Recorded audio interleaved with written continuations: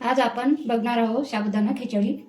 साबुदाणा खिचडीसाठी या वाटीने 1 वाटी साबुदाणा घेतला आणि 2-4 पाण्याने धुवून घेतला। 1 वाटी पाणी टाकून भिजून घेतला 6-7 तास। बघा कसा दाणेदार झालेला आहे, असा फुललेला आहे। बघा दाबून फुलला असा छान असा सुटसुटीत झालेला आहे। आपली खिचडी एकदम सुटसुटीत होणार आहे, चिकट होणार नाही आहे।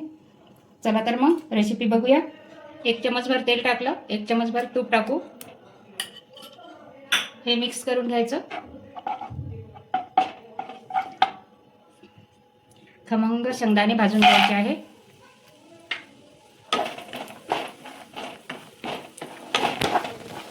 छान असे खरपूस भाजून घ्यायचे आहे। बघा कसे छान झालेले आहे खरपूस। आता हे काढून घ्यायचे।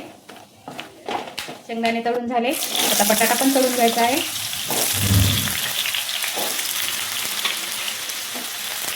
छान असा मंद आचेवर तळून घ्यायचा।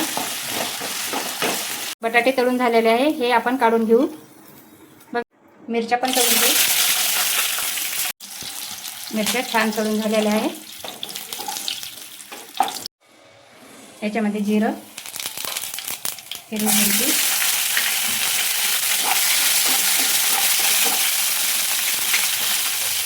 मीठ,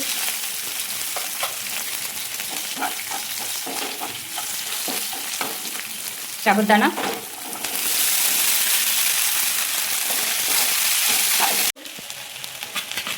हे परतून घ्यायचं आहे। शेंगदाण्याचा कूट थोडासा टाकला आहे याच्यामध्ये। आता हे सर्व फिरून झालेलं आहे। याच्यावरती 2 मिनिटं झाकून ठेवू। साबुदाणा खिचडी तयार झालेली आहे। त्याला आपण परतून घेऊ। याच्यामध्ये अशी कोथिंबीर टाकून घेऊ। बटाटा आणि शेंगदाणा हे पण टाकून मिक्स करून घेऊ।